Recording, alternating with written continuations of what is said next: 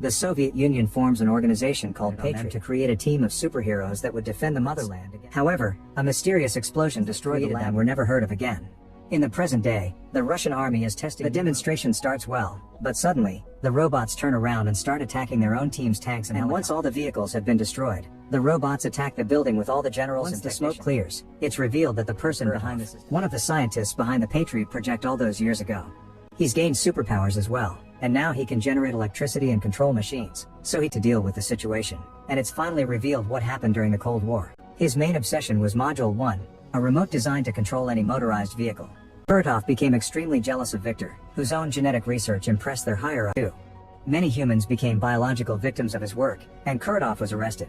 The army decided to storm the lab, but Kharkov had transformed the place into a bomb. They had thought he died there, but it turns out the chemicals released by the explosion altered his body and he became the Module 1 experiment he was obsessed with. Meanwhile, Kharkov is sneaking inside one of the many army warehouses to steal all vehicles and resources he can find. She announces their superhero team will be called the Guardians and makes her people start researching any supernatural story they can find, be through rumors, viral videos, or tabloids.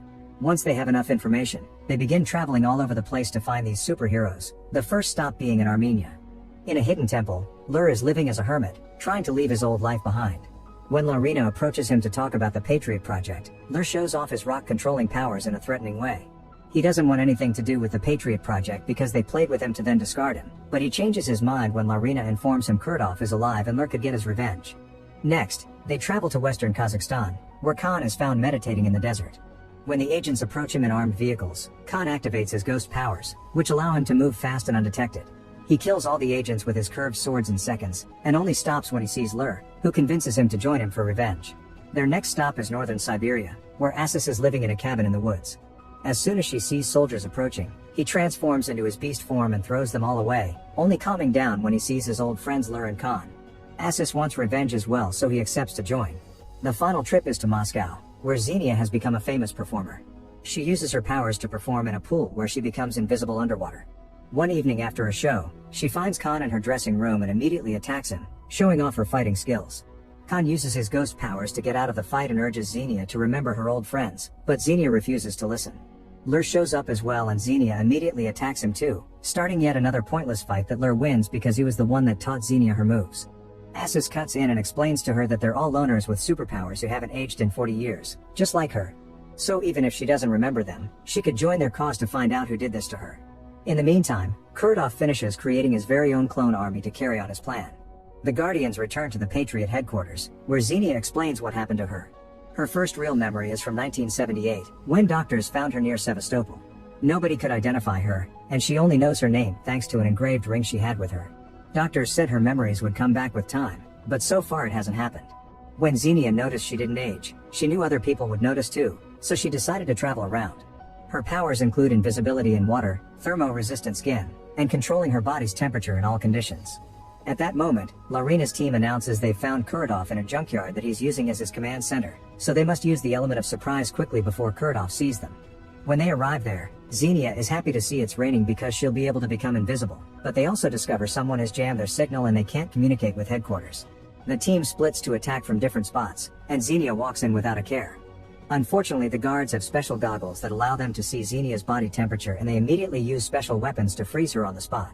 Assis and Khan use their powers to kill as many guys as possible. However, the guards are expecting this as well. When Khan stops moving, he's hit by a paralyzing dart, and Assis is captured by an unbreakable net. Inside the building, Lur uses a special trick to create a mini earthquake before covering his whole body with rocks. After he's done with the guards around him, Kharkov himself shows up, so Lur begins attacking him. His rocks are merely tickles for Kharkov, who immediately overpowers Lur and breaks his back. Moments later, Kharkov has Lur, Khan, and Assis inside a force field cell and explains he had been expecting them, so he armed his soldiers with the corresponding weapons.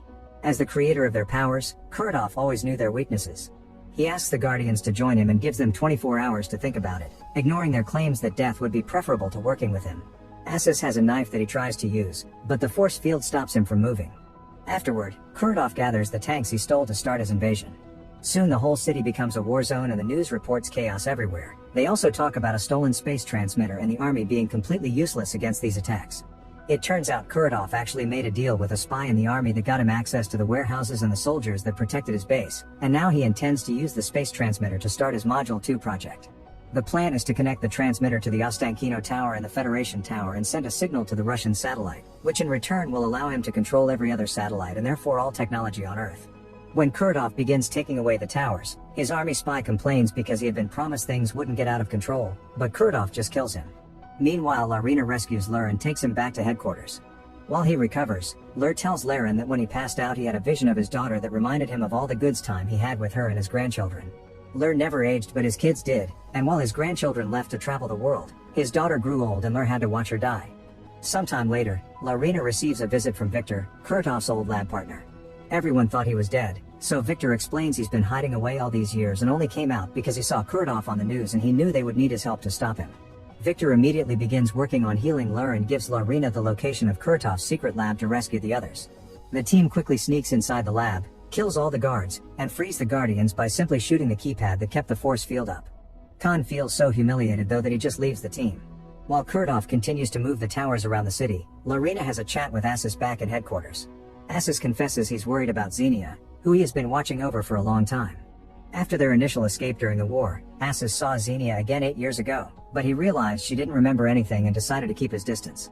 He also worries about his transformations, which are getting wilder each day and make him afraid of possibly getting stuck in the beast form forever. Larina promises they won't let that happen and that Victor probably can find a cure. Speaking of Victor, he's in the secret lab studying Kurdov's clones when he's suddenly found by Kurdov himself. Still mad over the results of their war experiments, Kurdov accuses Victor of betraying him to work alone and swears he'll make the world see who the real genius is. Then he activates the traps in the lab, releasing a poisonous gas that kills Victor. Afterward, Kurdov goes to check on the installation of the space transmitter with the towers to get it started. The activation of this powerful machine causes Patriot's system to finally detect and understand Kurdov's plan. They send a bunch of fighter jets to stop him, but Kurdov simply makes the army robots shoot them, causing the planes to crash all over the city. This is watched by Khan from the top of a building, and Larina approaches him to see what's wrong. Khan confesses he used to have a brother he idolized because of how good he was as a fighter, but with time, Khan realized he became nothing but his brother's shadow and nobody believed in him. He accepted to be Kurdov's guinea pig to become stronger, and when he gained his powers, he challenged his brother to a fight. However, Khan lost control and killed his brother without meaning to. Larina offers her sympathies, but also reminds him the city needs him. Once all the Guardians are back together and well, Larina announces they've made new suits and weapons for them that fit their powers. Assis gets a cannon with a targeting system that connects directly to his nervous system and picks targets based on where his aggression is focused. When he starts to transform into full beast mode, the cannon then switches to fully automatic. Khan's new suit protects him from all kinds of physical damage, including bullets, blades, and tranquilizer darts. On the spinal area they installed a harpoon and reinforced rope. For Lur, they made a suit that gives him access to rocks all the time, and a special whip that transforms his telekinetic ability to control rocks into electromagnetic impulses. Lastly, Xenia gets a suit that allows her to become invisible whenever she chooses, and she can make any object invisible with her by just touching it. The team begins training with their new weapons, and although there are some mishaps at first, with enough practice they gain full control and are ready to rumble. Kurdov is currently charging the towers to send the signal with a beam, so Patriot has an hour to do something. The team makes a plan to dismantle the tower's force field, after which they must escape as quickly as possible because the whole Moscow city complex will be destroyed by rocket launchers. Lur sneaks into Kurdov's work area by using the subway tunnels, where he easily beats up all the guards with his new whip. Assis and Xenia take on the guards on the streets, a fight that starts easy for them until more guards arrive. Xenia has to hide, but Assis allows his body to go full beast mode and finishes the fight without issues. Then Xenia rides Assis to meet with Lur at the mall, where Assis' size causes some trouble in the elevator. Khan approaches the tower by plane, and this time Pilot is ready to dodge the attacks coming from the army AIs. However, he's having difficulty getting the plane close enough to jump.